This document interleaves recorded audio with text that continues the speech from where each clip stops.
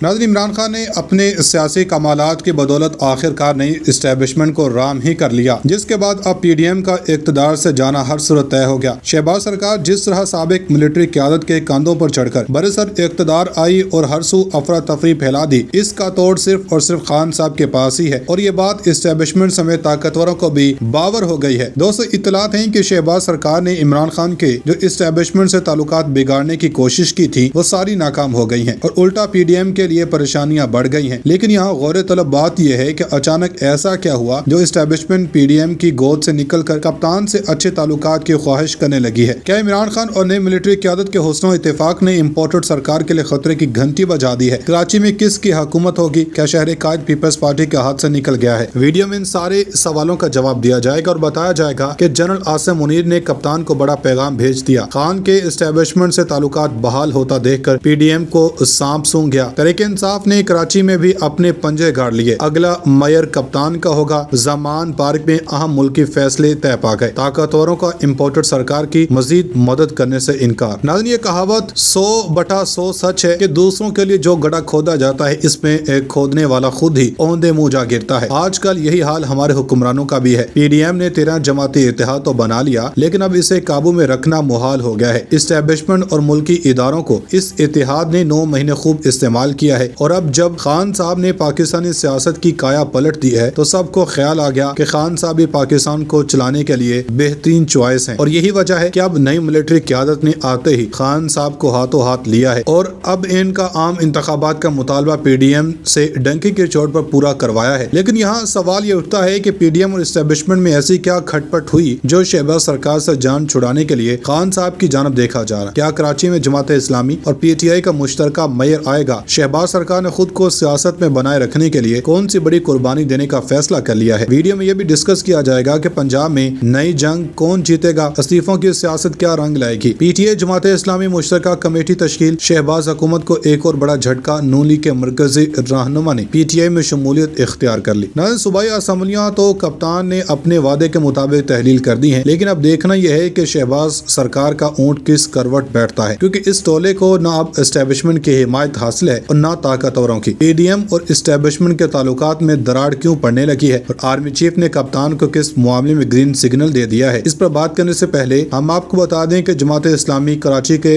अमीर हाफिज नईमुर रहमान का कहना है कि जमात इस्लामी अपना मेयर लाने की पोजीशन में है। मेयरशिप पर कोई समझौता नहीं होगा। पाकिस्तान तहरीक इंसाफ के रहनुमाओं से मुलाकात के बाद मीडिया से गुफ्तगू में हाफिज नईमुर रहमान का कहना था कि पीपल्स पार्टी से कहा है हमारे मैंडेट का एहतराम करें। पीपल्स पार्टी फातेह होती तो इन्हें मुबारकबाद देते। मुलाकात में दोनों जमातों का बलदियाती इलेक्शन में चुराए गए मैंडेट की वापसी के लिए मुश्तरका जद्दोजहद पर इत्तेफाक हुआ। हाफिज नईमुर रहमान से जब एक सहाफी ने सवाल किया कि अगर आप पीपल्स पार्टी के साथ ना गए तो आपको काम नहीं करने देंगे और माली मुश्किलात का सामना भी होगा, जिस पर इनका कहना था कि ये हमारे टैक्सों के पैसे हैं, हुकूमत चला रहे हैं, ये कैसे हो सकता है कि कोई कहे मेरे पास ना आए तो पैसे नहीं दूंगा, ये किसी के वालिद साहब के नहीं, हमारे टैक्सों के पैसे हैं, जो हमारा हक बनता है हम हर सूरत लेंगे। इस मौका पर PTI रहनुमा अली जैदी ने कहा कि चुराए गए मैंडेट की वापसी के लिए मुश्तरका रद्द-ए-अमल कमेटी कायम करेगी, जिसमें दोनों जमातों के 2-2 अरकान होंगे। अली जैदी ने दावा किया कि अगली सूबाई हुकूमत हमारी होगी, हम मेयर को इख्तियार देंगे। इलेक्शन से पहले भी हमारा राब्ता था। सियासत में इख्तलाफ राय होता रहता है, आपस में बैठने का मकसद मुल्क की बेहतरी होना चाहिए। 40 से ज्यादा हल्के ऐसे हैं जहां हमारा मैंडेट चुराया गया। इलेक्शन कमीशन को पार्टी की जानब से खत लिखा है। जरदारी माफिया ने शहर में तबाही का निजाम चलाया है। सईद गनी का कहना था कि जमात इस्लामी को साथ लेकर चलना चाहिए। नून लीग ने यकीन दिलाया कि तमाम साथी पीपल्स पार्टी से ताउन करेंगे, जबकि नून लीग के रहनुमा शाह मोहम्मद शाह ने कहा कि मेयर को मेरिट पर आना चाहिए, कौमी और सूबाई ज़िमनी इलेक्शन में मिलकर हिस्सा लेंगे। नाज़रीन, वो एक कहावत है कि शाह सवार ही गिरते हैं मैदान जंग में, लेकिन हमारे यहाँ तो इस कहावत का सब उलट ही हो रहा है। PDM इक़्तिदार में आई तो खान साहब को गिराने के लिए थी, लेकिन अब खुद ही गिरती पिटती सियासत से बाहर हो रही है। मीडिया रिपोर्ट्स के मुताबिक पाकिस्तान तहरीक इंसाफ के रहनुमा फवाद चौधरी का कहना है कि नए आर्मी चीफ के आने से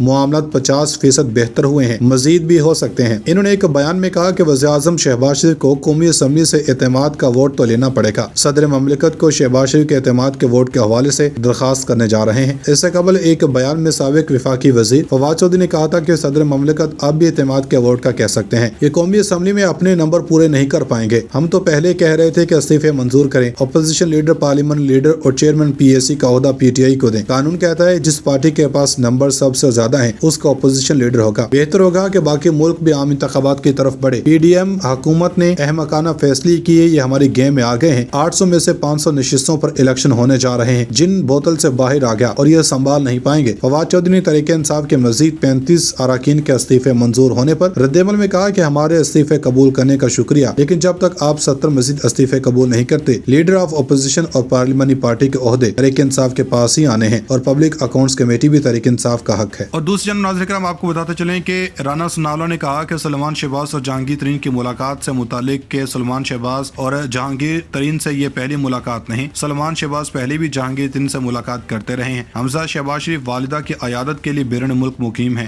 لاہور ماسٹر پلان کو اربوں رشوت لے کر پاس کیا گیا۔ لوٹ مار کا جو بازار گرم ہے، اسے ختم ہونا چاہیے۔ چودھری پرویز لائن اعتماد کے ووٹ میں بھی 2 نمبری کی ہے، ہم اس کو نہیں مانتے۔ عمران خان نے 13 سیاسی جماعتوں کے جتھے کو ہلا کے رکھ دیا، اور اطلاعات ہیں کہ ملکی ادارے بھی اب عام انتخابات کی طرف آنے لگے ہیں۔ رپورٹس ہیں کہ الیکشن کمیشن نے آئندہ عام انتخابات میں جدید ٹیکنالوجی استعمال کرنے کا فیصلہ کر لیا ہے۔ الیکشن کمیشن کے مطابق ضلعی سطح پر قائم دفاتر میں انٹرنیٹ اور دیگر مسائل کو جاننے کے لیے سروے کا آغاز کر دیا گیا، جبکہ تمام ڈسٹرکٹ الیکشن کمشنر کے دفاتر میں جدید ٹیکنالوجی کو انسٹال کیا جائے گا۔ الیکشن کمیشن نے جدید ٹیکنالوجی کے استعمال کو یقینی بنانے کے لیے پاکستان ٹیلی کمیونیکیشن اتھارٹی کی خدمات بھی حاصل کر لی۔ ترجمان کے مطابق ضلعی سطح پر قائم دفاتر میں الیکٹورل سسٹم اپ گریڈ اور انٹرنیٹ تک رسائی کو یقینی بنایا جائے گا۔ الیکشن کمیشن نے ڈسٹرکٹ الیکشن کمشنرز کو پی ٹی سی ایل کی ٹیموں سے مکمل تعاون کی ہدایت بھی جاری کر دی۔ آئندہ عام انتخابات میں جدید ٹیکنالوجی کے استعمال سے انتخابی نتائج بر وقت کرنے میں مدد ملے گی۔ الیکشن کمیشن نے خط کی کاپی پنجاب، سندھ، بلوچستان اور خیبر پختونخوا میں قائم دفاتروں کو بھی بھجوا دی ہیں۔